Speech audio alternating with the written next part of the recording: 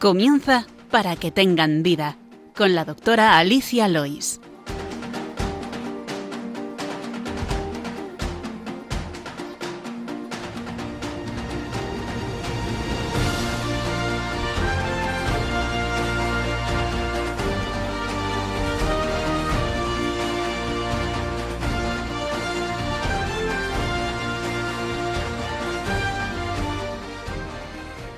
Muy buenas, queridos oyentes de Radio María. Bienvenidos al programa Para que tengan vida, dedicado a la medicina.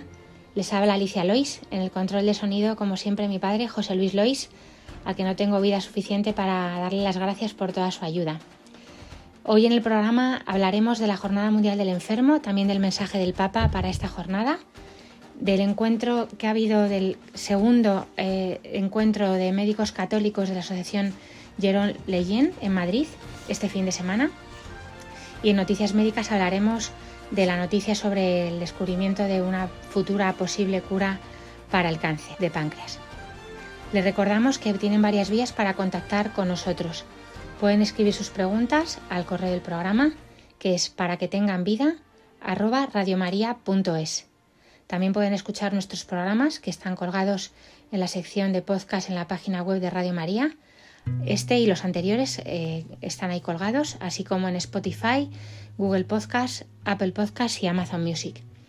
Ahora les invitamos a continuar en la sintonía de Radio María y empezamos. Soldado que buscas cómo ganar fama, gloria y riquezas atesorar, y tu alma inquieta te vas a conformar. Tú fuiste creado para luchar en grandes batallas y ser general del Rey de Reyes, de su majestad, del siervo de todos, siervo serás. Por armas tendrás fe y caridad, y por estandarte una cruz alzarás. Y es que no hay otra cosa que merezca la pena, tan solo escribir de su mano vida eterna. Y es que no hay otra cosa que merezca la pena, tan solo escribir de su mano vida eterna. Comienza la campaña Todos Uno en Jesús y María, una iniciativa con la que cada mes nos acercaremos desde esta radio a una realidad de la vida y de la fe para profundizar en ella y descubrir juntos cómo puede ayudarnos a crecer en comunión con Dios, con la Iglesia y con nuestros hermanos. En este mes de febrero acogemos la invitación del Papa León XIV a contemplar la compasión del buen samaritano como corazón del Evangelio del sufrimiento. Su mensaje para la Jornada Mundial del Enfermo, que fue meditado en antena en esta radio en la hora santa mensual del pasado jueves, nos anima a no pasar de largo ante el dolor, sino a hacernos prójimos desde la cercanía, la escucha y el cuidado concreto de quienes más lo necesitan. A esta llamada quiere responder Radio María desde su propia misión. Por eso queremos compartir momentos de oración y distintos programas de esta parrilla que desean ser presencia samaritana en los hogares, hospitales y residencias, llevando la ternura de Dios allí donde hay sufrimiento y dolor. Cada 11 del mes, a las 10 de la mañana, hora peninsular, 9 en Canarias, ofreceremos la Santa Misa por nuestros oyentes y sus seres queridos que estén enfermos. Para que tengan vida, es uno de los programas de salud de la Radio de la Virgen, pero recordamos que todos los martes a las 9 de la noche, a las 21 horas, a las 8 en Canarias, Gerardo Dueñas y su equipo nos acompañan en Tiempo de Cuidar, programa de Pastoral de la Salud que, a través del testimonio de enfermos y cuidadores, nos propone cómo acompañar la enfermedad y el sufrimiento desde la fe. También el programa Voces de Esperanza, espacio quincenal para humanizar la adicción, dar voz a quienes la viven y ofrecer apoyo a sus familias, a través de testimonios, reflexión y prevención, buscando romper estigmas y sanar. Esto se hace los sábados a las 23 horas, una hora menos en Canarias, quincenal. y en el programa Misioneros de Ciencia y Fe, los lunes a las 6 de la tarde, a las 18 horas, que es quincenal, alternándose los lunes que hacemos nosotros el programa. La periodista Marta Sanz entrevista a profesionales de la ciencia, especialmente del ámbito médico, que nos cuentan cómo conjugan la labor científica y profesional con su fe católica. Comenzamos el 11 de febrero, el próximo 11 de febrero, este miércoles, la Jornada Mundial del Enfermo, con distintos momentos de oración para quienes sufren en el cuerpo y en el alma. Ya desde hoy, día 9, empiezan en Chiclayo, capital de la Jornada Mundial del Enfermo este año 2026, cuna episcopal y espiritual del Papa León XIV. Chiclayo, ciudad en el norte de Perú, será la capital de esta 34ª Jornada Mundial del Enfermo, que tiene lugar, como digo, este miércoles 11. Se desarrollarán actividades desde hoy 9 hasta el día 11, distribuidas en 3 momentos, sobre todo visita a hospitales, un seminario sobre desafíos de la pastoral de la salud y una Eucaristía solemne de envío. Esta jornada estará marcada por el mensaje del Papa León, en los que nos llamaba a ser una iglesia samaritana que cura heridas. Es una oportunidad providencial para que la Iglesia renueve su compromiso de caminar junto a los más frágiles, haciendo visible el rostro misericordioso de Cristo en medio del sufrimiento humano. Os leo del mensaje del Santo Padre León XIV para esta Jornada Mundial del Enfermo sobre el tema La compasión del samaritano, amar llevando el dolor de los otros. Todos hemos escuchado y leído este conmovedor texto de San Lucas del buen samaritano. Nos dice el Papa que vivimos inmersos en la cultura de lo rápido, de lo inmediato, de las prisas, así como también del descarte y la indiferencia, que nos impide acercarnos y detenernos en el camino para mirar las necesidades y los sufrimientos a nuestro alrededor. La parábola narra que el samaritano, al ver al herido, no pasó de largo, sino que tuvo para él una mirada abierta y atenta, la mirada de Jesús, que lo llevó a una cercanía humana y solidaria. El samaritano se detuvo, le regaló cercanía, lo curó con sus propias manos, puso también dinero en su bolsillo y se ocupó de él. Sobre todo le dio su tiempo. Se hizo prójimo a aquel que mostró misericordia. El amor, nos dice el Papa, no es pasivo, va al encuentro del otro. Ser prójimo no depende de la cercanía física o social, sino de la decisión de amar. Por eso el cristiano se hace prójimo del que sufre, siguiendo el ejemplo de Cristo, el verdadero samaritano divino, que se acercó a la humanidad herida. No son meros gestos de filantropía, sino signos en los que se puede percibir que la participación personal en los sufrimientos del otro implica el darse a sí mismo, supone ir más allá de cubrir necesidades, para llegar a que nuestra persona sea parte del don. Esta caridad se alimenta necesariamente del encuentro con Cristo, que por amor se entregó por vosotros. San Francisco lo explicaba muy bien cuando, hablando de su encuentro con los leprosos, decía: «El Señor me llevó hasta ellos, porque a través de ellos había descubierto la dulce alegría de amar».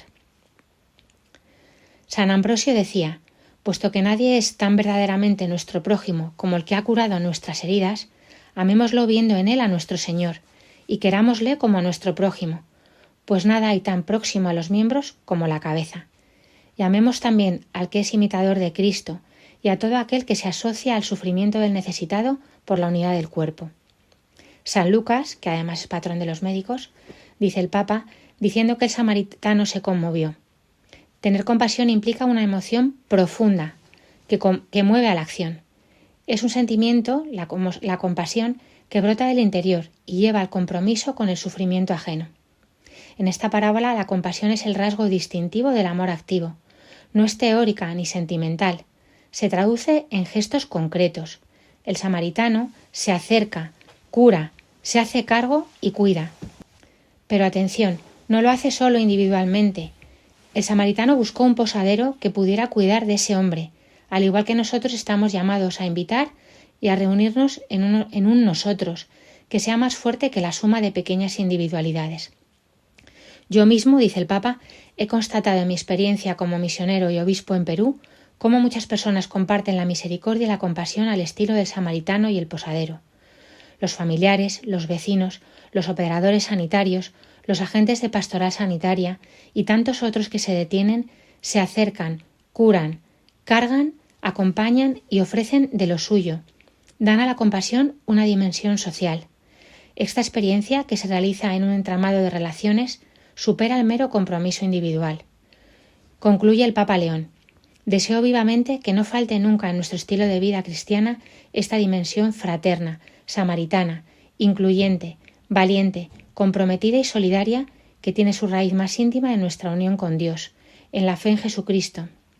Encendidos por ese amor divino, podremos realmente entregarnos en favor de todos los que sufren, especialmente por nuestros hermanos enfermos, ancianos y afligidos. Tú fuiste pensado para incendiar, prender fuego a todo, incluso a la mar, reconquistar almas, remar más allá y entregar tu vida a la reina del mar. Por faro tendrás, Madre Celestial, y mar adentro redes echarás. Y es que no hay otra cosa que merezca la pena, tan solo escribir de su mano vida eterna. Y es que no hay otra cosa que merezca la pena, tan solo escribir de su mano vida eterna. Y cuando llegues al cielo, saber que has perdido al mundo entero, pero el alma has ganado y Dios te ha regalado el reino. Pero el alma has ganado y Dios te ha regalado el reino. Y es que no hay otra cosa que merezca la pena, tan solo escribir de su mano vida eterna. Y es que no hay otra cosa. Pues estáis escuchando de fondo a Paula Arias, médico residente, que también es presidenta de la Asociación de Médicos Jérôme Lejeune, que ha celebrado este fin de semana la segunda edición de su Congreso Nacional, titulado en esta ocasión Al servicio de la vida, ciencia, conciencia y vocación médica. Ha tenido lugar en Madrid estos días 6 y 7 de febrero en la Universidad Francisco de Vitoria. Yo he tenido la dicha de participar también en este encuentro, que ahora os quiero resumir humildemente y desde luego pues dejándome muchas cosas que sería imposible traer aquí en este ratito, pero ojalá pueda transmitiros pues algunas de las cosas más bonitas que hemos vivido. Solamente encontrarnos 220 personas católicas con ganas de hacer una sanidad pues coherente con nuestra fe ha sido solo eso ha sido un momento de gozo enorme, porque daba mucha esperanza, sobre todo porque había muchos médicos jóvenes, estudiantes de medicina, residentes y bueno, pues eso da mucha esperanza. El encuentro nos ha reunido a médicos de distintas especialidades interesados en integrar la bioética, la fe y la dimensión vocacional en nuestra práctica profesional, así como en crear una red nacional de profesionales que, compartiendo las mismas inquietudes, trabajemos juntos en la búsqueda de la verdad y del mayor bien para nuestros pacientes. El Congreso ha abordado temas actuales como la conciliación familiar, la relación entre medicina, fe y vida personal. Se presentaron iniciativas que pretenden arrojar una respuesta novedosa, científica y eficaz frente a problemas éticos vigentes a día de hoy, como el diagnóstico prenatal, la naprotecnología o las consecuencias en el niño de la reproducción asistida mediante la fecundación in vitro. También se dedicó un espacio a la experiencia del sufrimiento, la comunicación de malas noticias y la vivencia de la enfermedad de las perspectivas de médicos, pacientes y cuidadores. Nos hemos encontrado médicos, residentes y estudiantes de toda España. También otros profesionales de la salud, académicos, sacerdotes, pacientes, familiares. Yo sobre todo destaco que se nos ha hecho una pregunta: ¿dónde descansa tu vocación? Este fin de semana, además, el sábado, pues el Evangelio era precisamente ese de Jesús que decía: venid a mí a un lugar tranquilo a descansar. Y no se trata de un descanso de como descansa la lagartija al sol, ¿no? Sino que nuestra vocación descanse sabiendo que hay una red, sobre todo en el Señor, que nos cuida, y que nuestra vocación es un don y nuestro trabajo puede ser misión. Bueno, voy a ir destacando algunas de las cosas que me llevo del Congreso como un tesoro. El viernes por la tarde, Luisa González Pérez, que es anestesista y profesora de ética en el CEU, nos decía que los médicos tenemos ciencia y conciencia. A veces hacer lo correcto no es lo más sencillo, pero sí lo mejor. El bien es atractivo. Tú haces lo que tienes que hacer y pasan cosas. Nuestras microdecisiones son vistas por los demás, también por nuestros compañeros, aunque parezcamos a veces raros por ir contracorriente. Por ejemplo, cuando se negaba a asistir como anestesista en abortos, en uno de los hospitales públicos donde trabajó, la miraban mal alegando que el bebé venía muy grave. Y ella respondía que el mayor estadio de gravedad es la muerte y ella no iba a colaborar en eso. También nos hablaban de la fe en la relación médico-paciente. Excelencia médica frente a extralimitación de funciones. Y aquí los doctores Joaquín Ojeda Ruiz de Luna, médico especialista en neurología, y el doctor Rafael de Río Villegas, médico especialista en neurofisiología, pues nos hablaban de este difícil equilibrio entre ser excelentes médicos y hasta qué punto extralimitarse en nuestras funciones a nivel de la fe, ¿no? Con la relación con nuestros pacientes. Cuando llega la enfermedad, la vida se llena de interrogantes importantes. La relación médico-paciente verdaderamente empieza cuando ante una enfermedad importante le preguntamos: ¿usted encuentra en esta enfermedad un sentido? Pero es verdad que la consulta no es el lugar de encontrarlo, sino es el interior del propio paciente donde se puede encontrar. Nosotros como médicos a veces tenemos que lanzar, ¿no?, a esa búsqueda de ese sentido. El silencio respetuoso puede resultar tan cristiano como la palabra explícita, y la excelencia clínica es en sí misma testimonio. Por eso también los cristianos, si somos médicos, tenemos que ser los mejores médicos que podamos llegar a ser. Nos decían que tenemos que entrar de puntillas en el corazón y en el alma de nuestros pacientes, y nos animaban a no perder el sentido de nuestra vida tampoco como médicos, porque el síndrome del burnout o del profesional quemado llega cuando se ha perdido este sentido, cuando se ha perdido la pregunta principal sobre a dónde van tus acciones, pues poniendo lo importante para trabajar más y más, ni se sabe para qué, ¿no? Muchas veces pues por ganar dinero, éxito, publicaciones, prestigio. Sin embargo, dejando de lado pues a veces familia u otras cosas más importantes, por el tema de la competitividad y demás. Eso puede ser un factor muy grave para que el profesional se queme. Nos invitaban a acudir a la carta Samaritanos Bonus, que hoy no podía venir más a cuento después de esta Jornada Mundial del Enfermo que se celebra a propósito del Buen Samaritano. Esta carta de la Congregación para la Doctrina de la Fe del año 2020, que reafirma la inviolabilidad de la vida humana desde la concepción hasta la muerte natural, ofreciendo pautas éticas para el cuidado de enfermos en fases críticas y terminales. Este documento, muy recomendable para todos los médicos, todos los sanitarios, pero también para todos los cristianos, condena la eutanasia y el suicidio asistido, promoviendo cuidados paliativos, el acompañamiento espiritual y la prohibición del encarnecimiento terapéutico. Y también nos invitaban a leer la carta Salvifici Doloris del año 1984, carta apostólica de San Juan Pablo II sobre el sentido cristiano del sufrimiento humano. Plantea esta carta que el dolor, lejos de ser un absurdo, adquiere un valor redentor al unirse a la cruz de Cristo, transformando el sufrimiento en un camino de amor, madurez espiritual y salvación.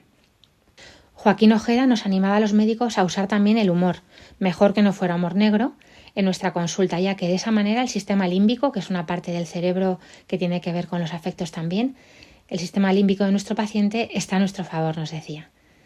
El sábado, ya por la mañana, empezábamos con la ponencia Riesgos para la salud de los bebés concebidos in vitro. El 25 de julio de 1978 nació Louise Brown, la primera bebé probeta del mundo, como se nos dijo entonces que se llamaba, ¿no? Ahora, solo en España nacen más de 40.000 niños por reproducción asistida al año. Bueno, pues ¿cómo evolucionan estos bebés cuando van creciendo? ¿Cómo les afecta la edad? ¿Su origen singular acaba pasando factura en algún modo de su salud? Pues estos son aspectos que muchas veces se ocultan por intereses económicos tremendos. De esto nos hablaban el sábado por la mañana. Seguíamos también hablando de la naprotecnología, que es una medicina basada en la evidencia, sobre lo que os invito a escuchar nuestro programa del día 12 de enero de este año, del reconocimiento de la fertilidad, así como el del 5 de enero, casualmente también en el programa Misioneros de Ciencia y Fe, hablaron precisamente de la naprotecnología.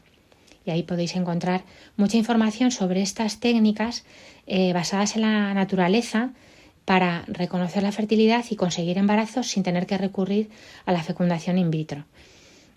La tarde del sábado la ocupamos conociendo a un médico santo, San José Gregorio Hernández, venezolano, al que dedicaremos más tiempo en otro programa, porque merece muchísimo la pena su vida.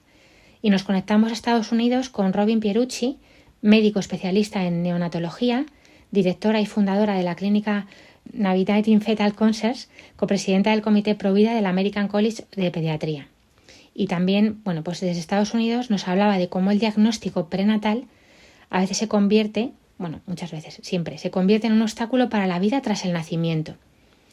Yo tomé nota de varias cosas que os comparto, pero entre ellas, cómo muchas veces a los padres se les dicen frases escalofriantes como que es más misericordioso terminar el embarazo que dar una oportunidad al bebé, o que ese bebé puede romper un matrimonio.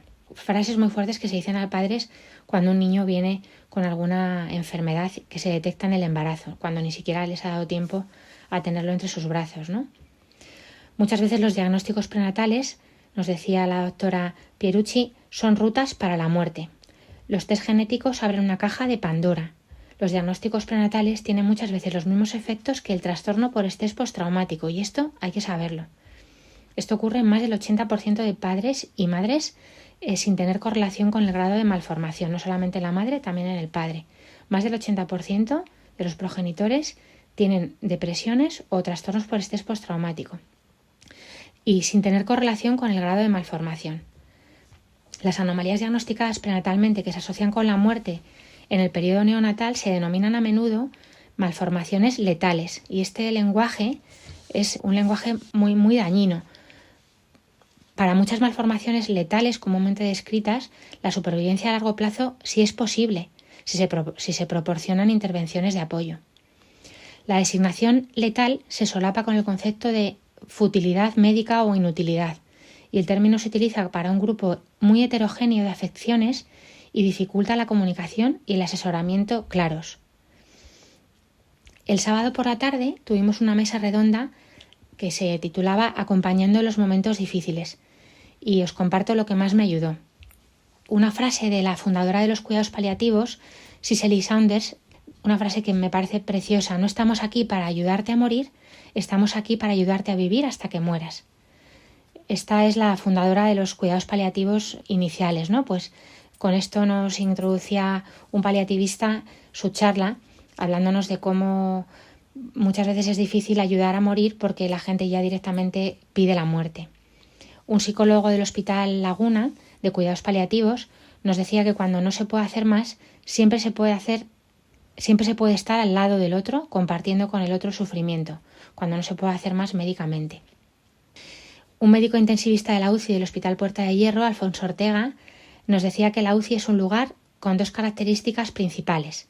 La primera, que los pacientes están muy malitos, y la segunda, que se supone que aún no les ha llegado la hora, con lo cual tienen que intentar hacer algo más por ellos. Pero es por eso también un sitio de mucho sufrimiento. En la UCI, nos decía, se sufre mucho.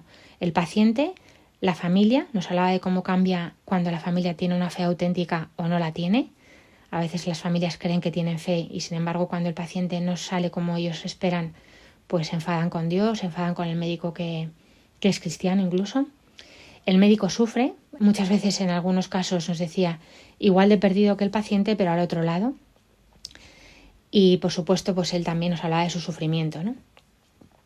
María Cornide, oncóloga, nos hablaba de la verdad soportable, un concepto que os invito a buscar. La verdad soportable me parece especialmente bonito, ¿no? Porque es en cuidados paliativos, en el duelo y también en oncología, viene la cantidad de información dolorosa que un paciente o doliente puede asumir sin desmoronarse emocionalmente. No podemos ir con todo el diagnóstico, todo el pronóstico y toda la información de golpe a un paciente que no está preparado para recibirla. Esta verdad soportable actúa como un puente entre el silencio paternalista y la información brutal, permitiendo comunicar la realidad inmodificable, respetando el ritmo y la vulnerabilidad del paciente para fomentar su esperanza. Esto va un poco en contra de la ley del silencio, ¿no? De no informar al paciente y tomarle como tonto cuando no se le quiere decir lo que va a pasar, evitándole así también poderse preparar, poder despedirse y demás, pero también permite la verdad soportable de manera gradual ir adaptándonos a lo que van pidiendo, ¿no?, el paciente. Esto también supone escuchar mucho, dejarle hablar, preguntar al paciente ¿qué sabes? ¿Quieres que te explique más? ¿Quieres conocer el diagnóstico? Y esto supone, nos decía la doctora María Cornide, mucha escucha, porque muchas veces hablamos antes de que el paciente haya terminado de hablar, le cortamos enseguida, pues dejar los silencios, ¿no?, para que haya tiempo para esa comunicación. El silencio precede a la palabra siempre. Yo me acordaba de muchos pacientes así poco a poco pueden marcarse pequeños hitos que les van dando fuerzas en su tratamiento, quizá ya a final de la vida, ¿no? Por ejemplo, me acuerdo de mi abuela, que ella dijo, quiero llegar al bautizo de mi nieta, y así se fue preparando, haciendo pues pequeños esfuerzos físicos para poder bajar las escaleras de casa cuando llegara el día del bautizo. Pues esto también, bueno, es parte de la comunicación con el paciente oncológico y es una cosa muy bonita. Os voy a leer el juramento de los servidores de la vida, que está escrito por el venerable profesor Jérôme Lejeune para la Academia Pontificia para la Vida. Dice así, y lo vuelvo a leer aquí para vosotros. Ante Dios y ante los hombres, nosotros, los servidores de la vida, testificamos que todo miembro de nuestra especie es una persona.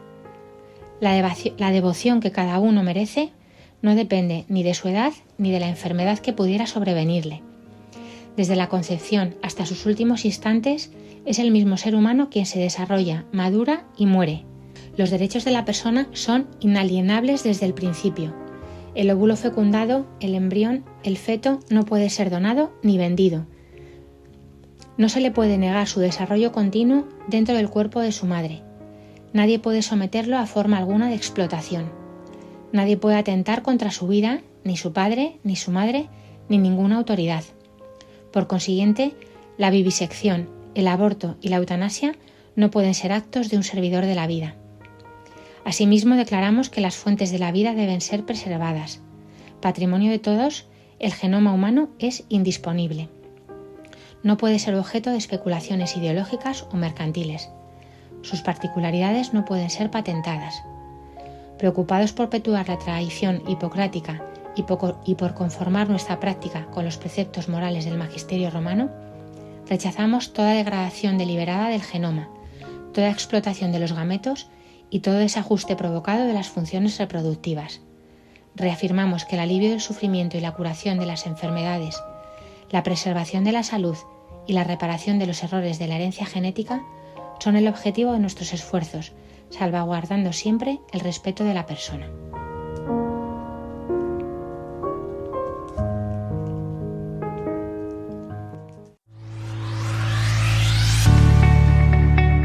Noticias médicas.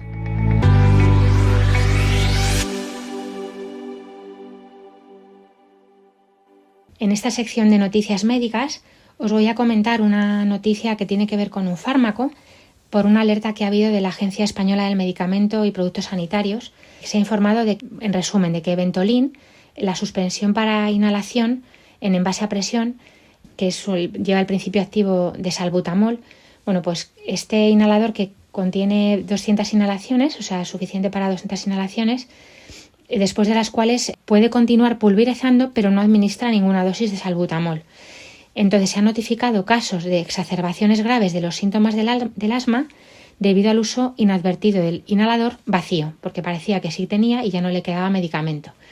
Entonces la Agencia Española del Medicamento nos recomienda a los profesionales sanitarios que digamos a los pacientes que dispongáis de un inhalador de repuesto, así como a buscar atención médica inmediata en el caso de que una dosis previamente eficaz de salbutamol por vía inhalatoria no proporcione un alivio rápido y duradero de al menos 3 horas tras su administración.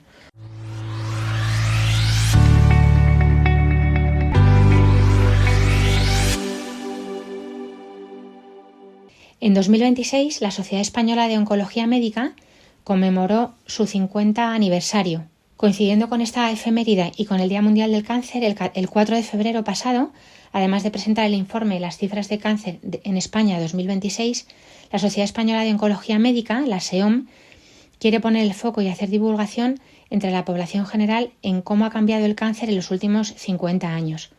Como primera acción de la campaña, que se llama 50 años cambiando el significado del cáncer, SEOM se ha puesto en la piel de los pacientes y a través de su voz muestra en esto que os voy a mostrar ahora en este audio cómo gracias a la investigación millones de personas viven más y mejor tras el diagnóstico del cáncer.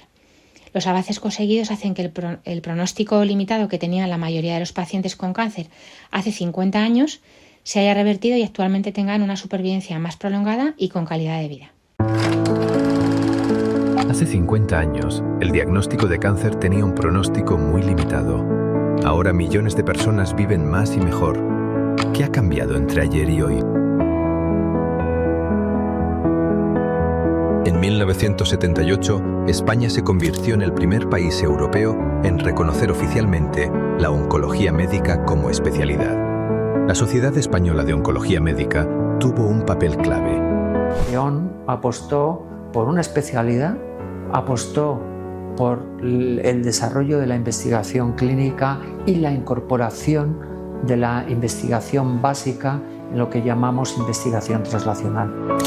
50 años después, la medicina de precisión permite individualizar los tratamientos, prolongar la supervivencia y mejorar la calidad de vida de los pacientes. Rosa, paciente diagnosticada en 2008 de cáncer de pulmón en estadio 4, llegó a pedir cuidados paliativos. Hoy en día vuelve a hacer vida normal y ha superado sus problemas de movilidad.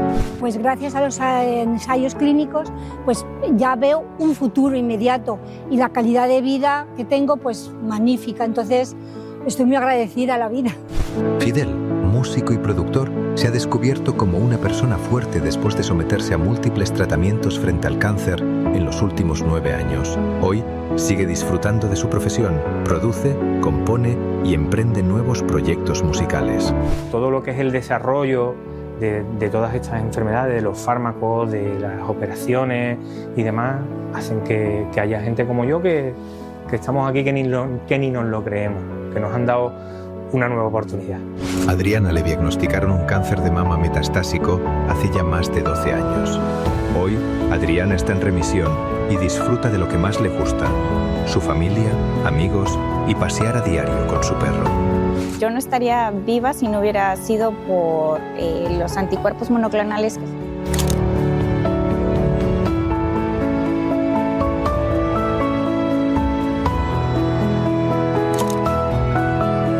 El objetivo actual no es solo vivir más, sino vivir mejor.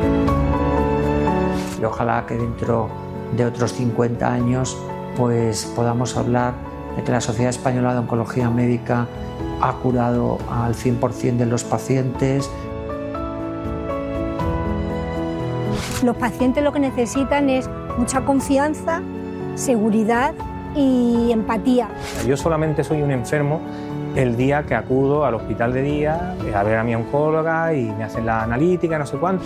Yo creo que es importante seguir trabajando en investigación y en mejoría de los tratamientos, porque cambia vidas. Y es que hoy, para muchas más personas, el cáncer significa convivir. Remarcar respecto al cáncer que el consumo de tabaco y de alcohol son los principales factores modificables relacionados con la aparición de 36 tipos de cáncer diferentes en 185 países. Hay que remarcar también la obesidad y las infecciones, incluyendo las provocadas por el virus del papiloma humano, que tiene que ver con el cáncer de cuello de útero, que es una enfermedad de transmisión sexual, por eso también prevenible, o la bacteria Helicobacter pylori, relacionada con el cáncer de estómago, que también tiene tratamiento médico cuando se detecta. Y por eso también cuando hay un problema gástrico, ardor, dispepsia, que es pues eso, malas digestiones, etcétera, pues una de las primeras cosas que hay que hacer es investigar si somos portadores de esta bacteria.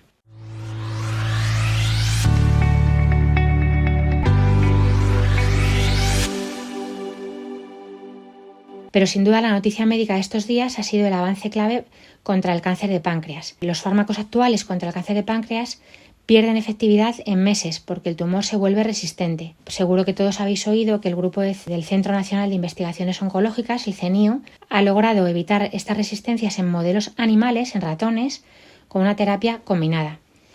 Estos resultados abren una vía al diseño de terapias combinadas que pueden mejorar la supervivencia, así dicen los autores, aunque esto no ocurrirá a corto plazo, y esto es muy importante que lo dejemos claro. Bueno, sabéis que Mariano Barbacid, que es el jefe del grupo de oncología experimental del CENIO, subraya que aún no estamos en condiciones de llevar a cabo ensayos clínicos con la triple terapia.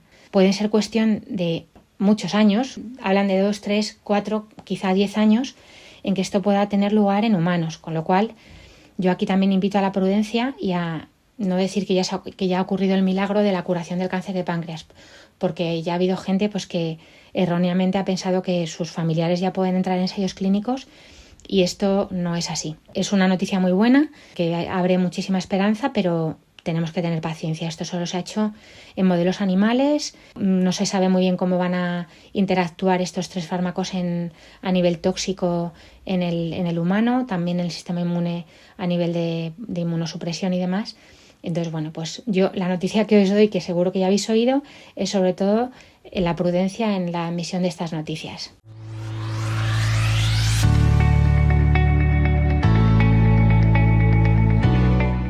El problema médico de hoy.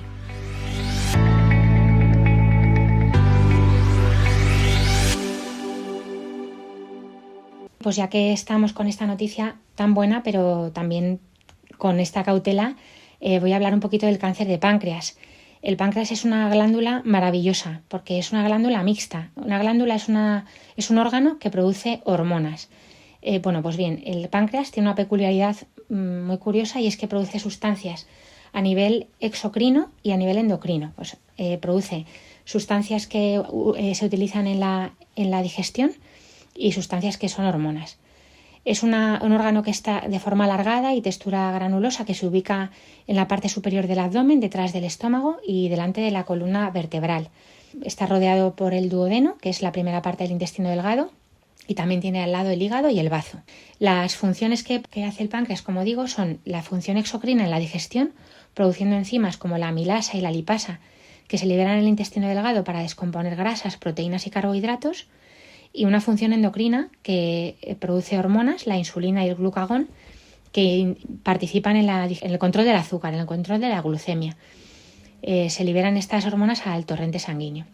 La insulina baja los niveles de azúcar en sangre y el glucagón eleva los niveles de glucosa cuando están bajos. Enfermedades comunes del páncreas pues son, cuando este falla, la diabetes, que es la incapacidad de producir o usar la insulina correctamente, la pancreatitis, que es la inflamación del páncreas, a menudo causado por piedras, cálculos biliares o por el consumo excesivo de alcohol. Esas son las causas principales.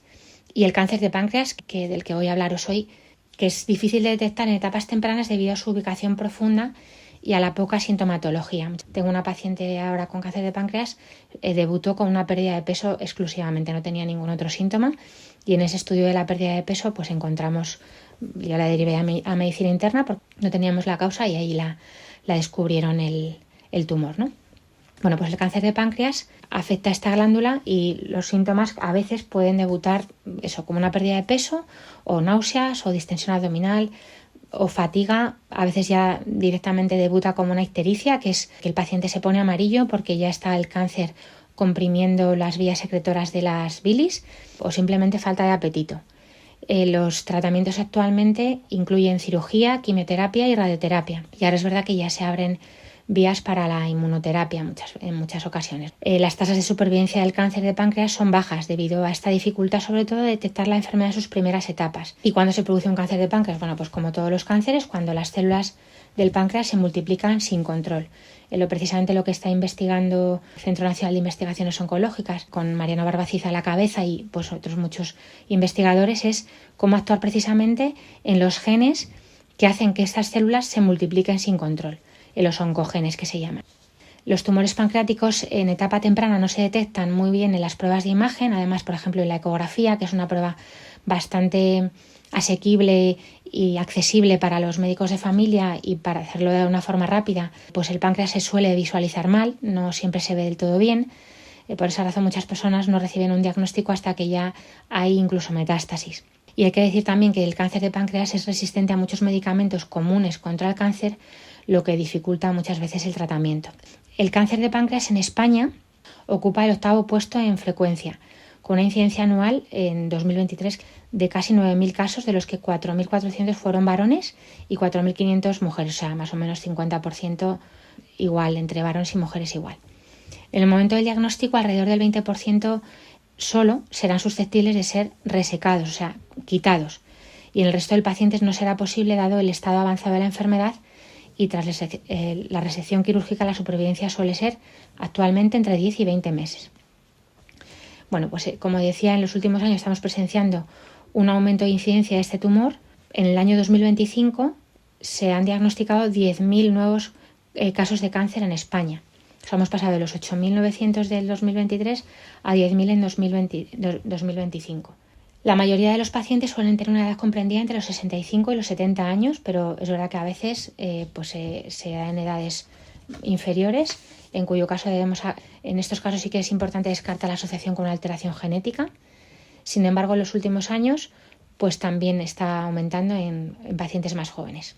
Y como digo, es también difícil en la detección porque tampoco hay un programa de cribado que nos lleve al diagnóstico precoz. No hay ninguna prueba que podamos estar haciéndonos, por ejemplo, como la colonoscopia o la citología vaginal o la mamografía, que haga un diagnóstico precoz. Nos basaremos sobre todo en la historia clínica, en pruebas de imagen, en estudios de laboratorio, pero no nos podemos estar haciendo marcadores tumorales para detectar en la población general esta enfermedad. Bueno, ¿qué síntomas debemos tener un poco en cuenta?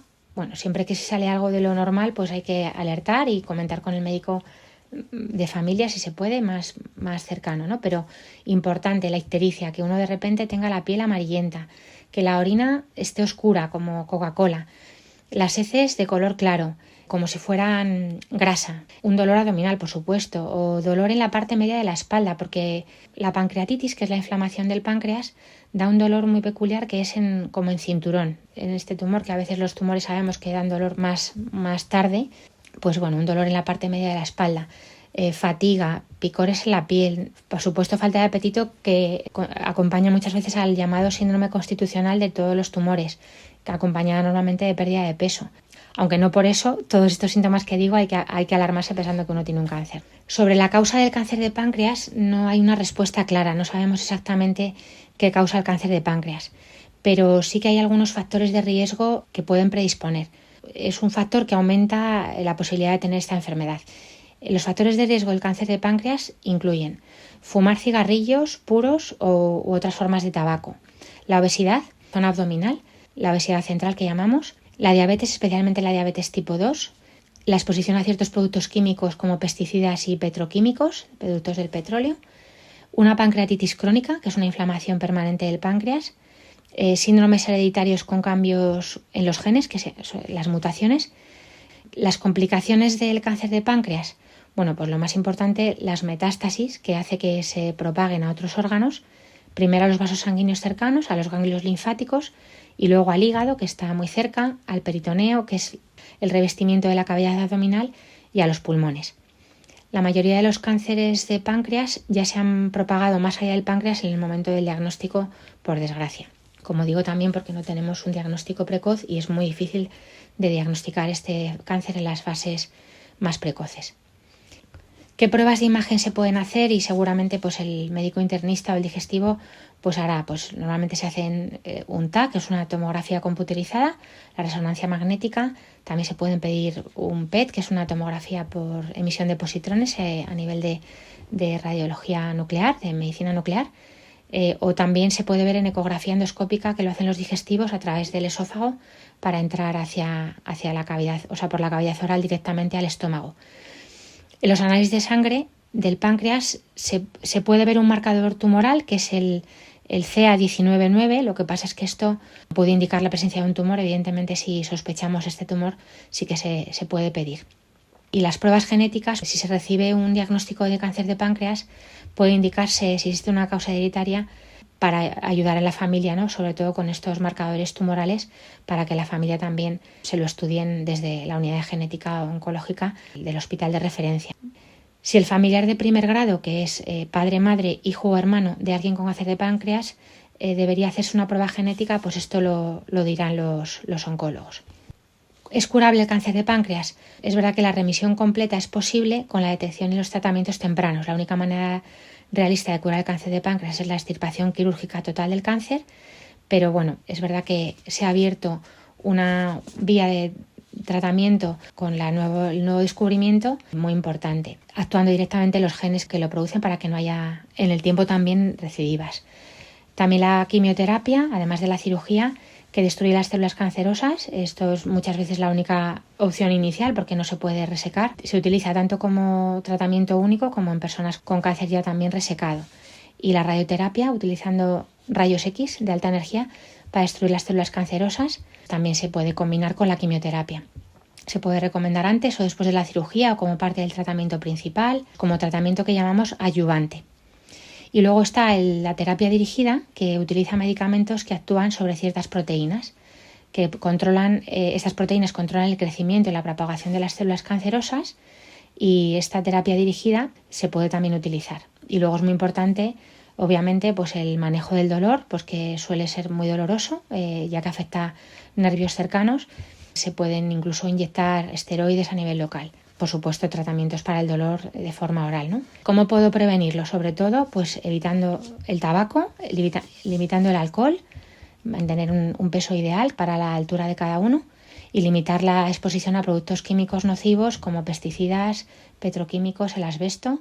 Por supuesto, reducir el consumo de carne roja en exceso, también bebidas azucaradas y alimentos muy procesados, y tomar más pues frutas frescas, verduras y cereales integrales. Y luego esto a nivel de prevención. Es verdad que, como digo, no se suelen hacer pruebas de detección rutinarias para el cáncer de páncreas. Sin embargo, en personas de alto riesgo de cáncer de páncreas debido a la predisposición genética, sí que se puede hacer unas pruebas de imagen precoces en los familiares de primer grado.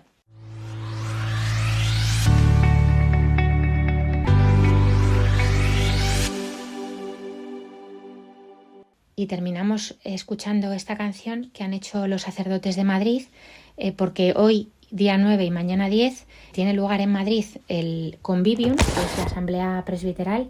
Cardenal Cobo, José Cobo, pues ha querido que todos los sacerdotes diocesanos de Madrid pues estén con él, así que bueno, pues hoy nuestra oración es un poquito esta para los sacerdotes de todo el mundo, por supuesto, para que sean santos, para que sean hermanos entre ellos.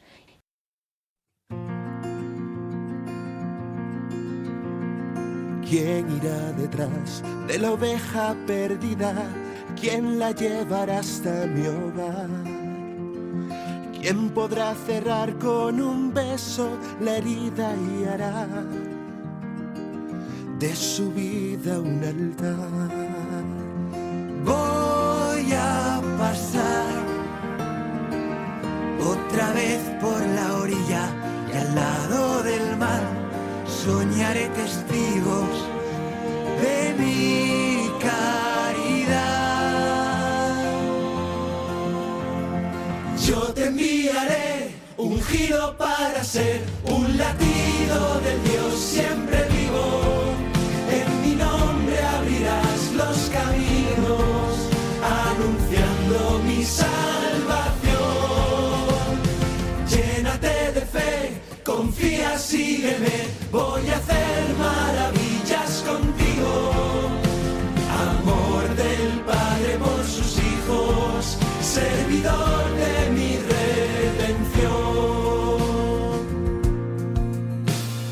¿Quién devolverá a los muertos la vida? ¿Quién proclamará mi verdad? ¿Quién abrazará mi madero con la libertad del que quiere salvar? Voy a pasar otra vez por la orilla y al lado del mar soñaré testigos de mi caridad.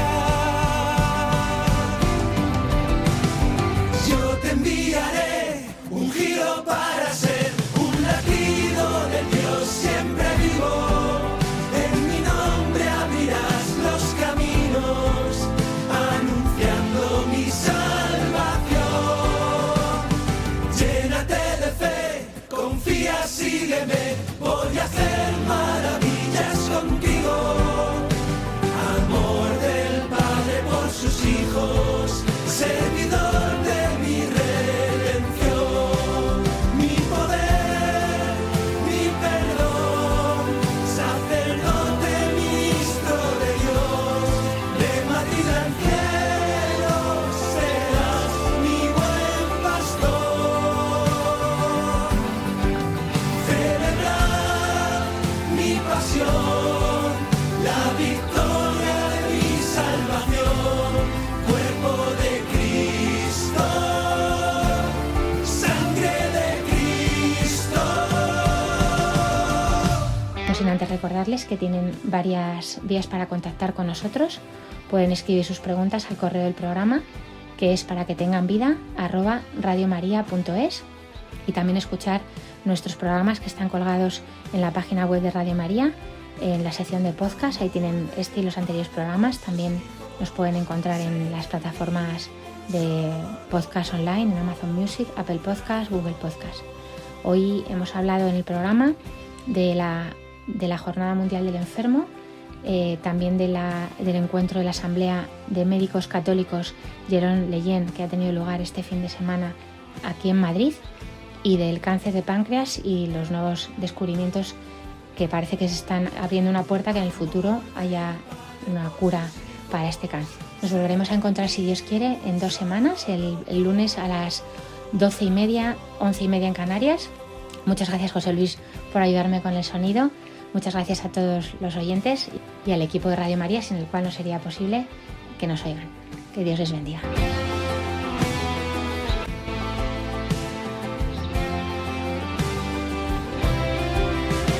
Amor del Padre por sus hijos, sed en mí un solo